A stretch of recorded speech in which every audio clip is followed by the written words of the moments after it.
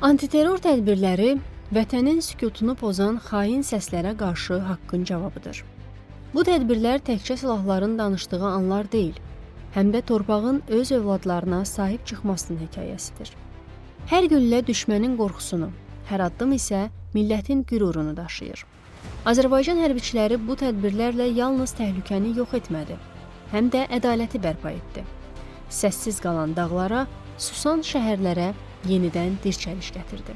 Bu qəhrəmanlarımızdan biri də şəhid polis çavuşu Mahmudov Seymur Elsevəroğludur. O 1991-ci il iyul ayının 12-sində Bakı şəhəri Binəqədi rayonunda anadan olmuşdur.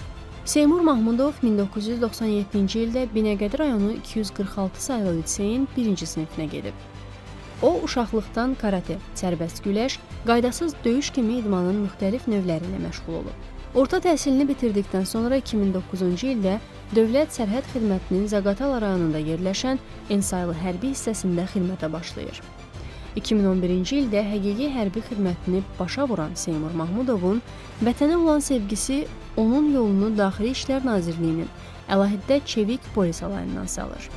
O, 2012-ci ildə Daxili İşlər Nazirliyinin əlahiddə çevik polis alayının xüsusi təyinatlı 2-ci taborunda polis nəfəri vəzifəsində xidmətə başlayıb. Seymur Mahmudov xidməti dövründə xüsusi nizam intizamı ilə seçilib. Xidmət dövründə o, qüsursuz xidmətə görə 3-cü dərəcəli medalı ilə təltif edilib. İşğaldan azad olunmuş ərazilərdə xidməti döyüş tapşırıqlarının yerinə yetirilməsi məqsədi ilə polis nəfəri Seymur Mahmudov Şuşa şəhərinə ezam olunub.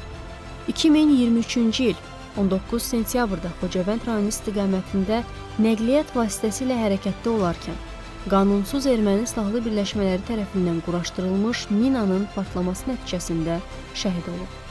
Seymur Mahmudov böyük izdihamla Binəqədi Şəhidlər Xiyabanında dəfn edilib.